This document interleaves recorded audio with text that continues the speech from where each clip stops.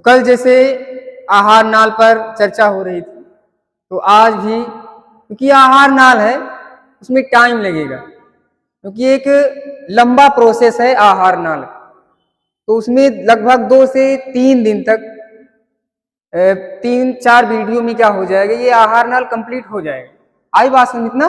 तो देखते हैं, तो आप लोग एकदम बढ़िया से तटस्थ होकर बैठ जाइए। तो कल चर्चा हो रही थी किस पर? आहार नाल।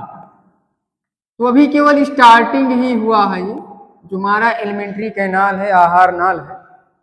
तो कल क्या मतलब जानकारी हुई थी कि पाचन कैसे होता है, पोषण कैसे होता है, स्वांगीकरण कैसे होता है, अवशोषण कैसे होता है और उत्सर्जन कैसे होता है। फिर उसके बाद आहार नाल में जो उसकी प्रारंभिक दौर क्रिया होती है या प्रारंभिक दौर होता है, वो कहाँ से स्टार्ट होता है? फर्स्ट पॉइंट आप लोगों को बताया गया था, मुख, या इसी को क्या बोलते हैं? मुख गुहा या माउथ कैविटी। क्या बोलते हैं? पहला जो स्टेप आता है आहार नाल का, मतलब भोजन सर्वप्रथम किस भाग में जाता है? तो मुख में जाता है। आई बात समझ में? तो जो आहार नाल होता है, आहार नाल की लंबाई लगभग कितनी होती है? लगभग 10 मीटर। समझ रहे हो ना?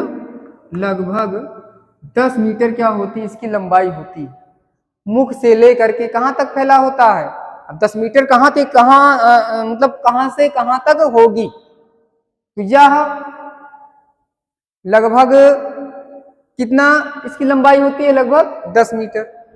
मुख से लेकर के ये मलाशय तक फैला होता है। मुख से लेकर के कहां तक? मलाशय। ठीक। तो मुख में देखेंगे, तो मुख में कल क्या जाना था? अब सबसे पहले मुख की डिफिनेशन देखेंगे। मुख किसे कहते हैं? है ना कि मुंह का आवाज, समझ रहे हो ना? तो मुख की परिभाषा, वास्तविक परिभाषा क्या होगी मुख की? तो मुख किसे कहते हैं? 2 ओंठों से घिरा हुआ। कितने ओंठों से घिरा हुआ? 2। तो 2 ओंठों से घिरा हुआ अंदर, ठीक है ना, एक गुहा पाई जाती है जिसमें क्या होता है? दांत, जिह्वा, जबड़े आदि पाए जाते हैं। उसे क्या कहते हैं? मुख कहते हैं। क्या कहते हैं? मुख। 2 ओंठों से घिरा हुआ अंदर एक गुहा पाई जाती है जिसमें दांत, जिह्वा, लार ग्रंथियां, जबड़े आदि क्या होते हैं? सम्मिलित होते हैं। इस सम्मिलित रूप को क्या बोलते हैं?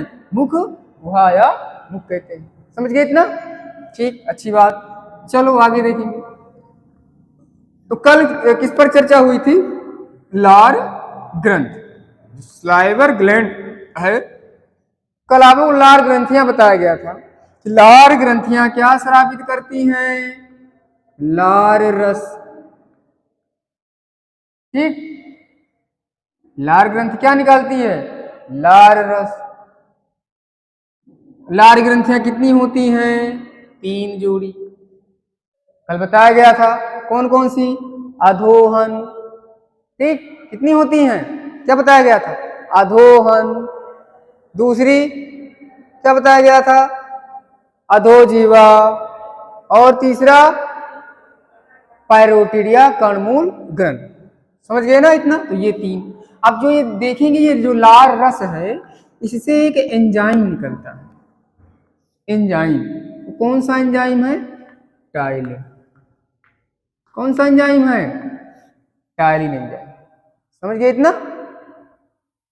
क्योंकि जितने भी एंजाइम होते हैं वो क्या होते हैं? प्रोटीन होते हैं। एक बात याद रखना, एक लाइन, सभी एंजाइम प्रोटीन होते हैं, ना कि सभी प्रोटीन एंजाइम होते हैं। समझ गए ना? बिना एंजाइम के प्रोटीन का पचना ही नहीं होगा, इसलिए सभी एंजाइम क्या होते हैं? प्रोटीन होते हैं। समझ गए इतना? तो लार से कौन सा एंजाइम निकलता है? टाइलिन। अब ये जो टाइलिन होता है, ये जो टाइलिन एंजाइम है, ये किसका पाचन करता है? मंडिया स्टार्च का पाचन करता है। किसका पाचन करता है?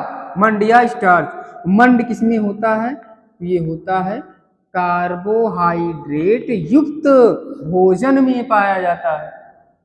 कार्बोहाइड्रेट में मतलब एक जो मुख्य पोषक तत्व है वो कौन सा है? मंड। तो कार्बोहाइड्रेट युक्त जितने भी इससे सोर्सेज हैं, जो सोर्स हैं कार्बोहाइड्रेट के, इससे जो भोजन है, भोज्य पदार्थ है, उनको ग्रहण करने से क्या मिलता है? कार्बोहाइड्रेट के अंतर्गत हमें क्या मिलेगा? मंड की प्राप्त होगी। और इसी मंड का विघटन कौन सा एंजाइम करता है? टाइलिन एंजाइम इसका क्या कर देता है? पाचन कर देता है, जिससे भोजन क्या हो जाता है? कार्बोहाइड्रेट भोजन शरीर में पाचन हो जाता है। समझ गए इतना? तो किसका मेन रोल होता है? वो टाइलिन एंजाइम का होता है। दूसरा एंजाइम एक है लाइसोजाइम। दूसरा एंजाइम क्या है? लाइसोजाइम। ये क्या करता है? भोजन, लाइसोजाइम एंजाइम। क्या देखेंगे? लाइसोजाइम, ये क्या है? एक प्रकार का एंजाइम है। क्या काम है इसका? भोजन में जीवाणु को नष्ट कर देना। आई बात समझना? तो दो एंजाइम, लाइसोजाइम और टाइलिन। कितने एंजाइम देखिए? दो एंजाइम, एक टाइलिन, दूसरा लाइसोजाइम। और जो टाइलिन है ये मंड स्टार्च का पाचन करता है कार्बोहाइड्रेट वाले भोजन में। लाइसोजाइम क्या करता है? क्योंकि मुख क्या है? ओपन है, ओपन करके भोजन करेंगे, बहुत सारे बैक्टीरिया वायरस क्या होते हैं? मुख में चले जाते हैं। लाइसोजाइम एंजाइम क्या करता है? भोजन में गए हुए, ठीक है ना, भोजन में गए हुए जीवाणु क्या कर देता है? नष्ट कर देता है। नहीं तो क्या हो? लाइसोजाइम ना शराबी तो भोजन में क्या हो? बहुत सारे बैक्टीरिया वायरस चले जाएं इसी भोजन के साथ।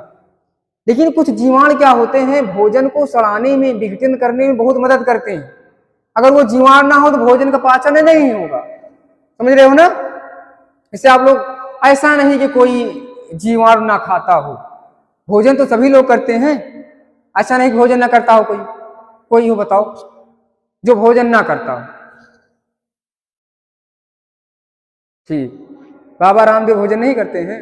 अच्छा, हाँ, वो फल ही खाते हैं बस, केवल योगा करते हैं?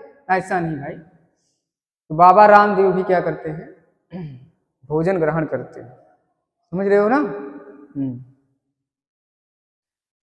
चलो देखेंगे।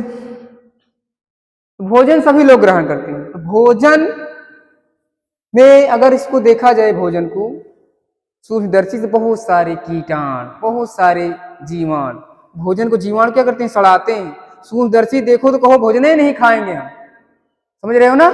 ठीक, भोजन हम नहीं खाएंगे, सच में बता रहे हैं। अगर तुम लोगों को थाली रख दी जाए, सूक्ष्मदर्शी से बोलो उसको देखो, तो कहो हम भोजन ही नहीं खाएंगे, इतने बैक्टीरिया, इतने बैक्टीरिया। समझ रहे हो ना? वो बैक्टीरिया भी क्या होते हैं? भोजन को सड़ाने में मदद करते हैं। समझ रहे हो ना इतना? तो बिना जीवाणु के भोजन का पाचन भी नहीं होता है। और क्या होते हैं? एंजाइम भी होते हैं। भोजन में जीवाणु जाते उसको सड़ाने में मदद करते हैं। आई बात समझना? ठीक है ना? तो आप लोगों ने क्या जाना आज? लार ग्रंथि 3 जोड़ी, लार रस से कौन सा एंजाइम? टाइलिन। क्या पाचन करता है? प्रोटीन। ठीक है ना? मतलब सभी एंजाइम क्या होते हैं? प्रोटीन युक्त होते हैं, कोई भी प्रोटीन एंजाइम नहीं होता है। टाइलिन एंजाइम क्या काम होता है? मंड स्टार्च का पाचन करना, और लाइसोजाइम भोजन में आए हुए जीवाणु को नष्ट कर देना। समझ गए ना इतना? तो आशा करते हैं इतनी बात आप लोगों को है ना समझ में आई होगी। इससे के बाद जो अगला हमारा स्टेप रहेगा मुख या मुख गुहा में, ठीक है ना, तो लार ग्रंथ, अभी मुख हमारा चल रहा है, मुख में आपको लार ग्रंथियां पढ़ना है, जिह्वा पढ़ना है और दंत पढ़ना है। समझ रहे हो ना इतना? तो लार ग्रंथ का तो काम खत्म, अब आ गया दंत। तो अगले एपिसोड में, अगले वीडियो में आप लोगों को दंत के बारे में पढ़ाया जाता है। तो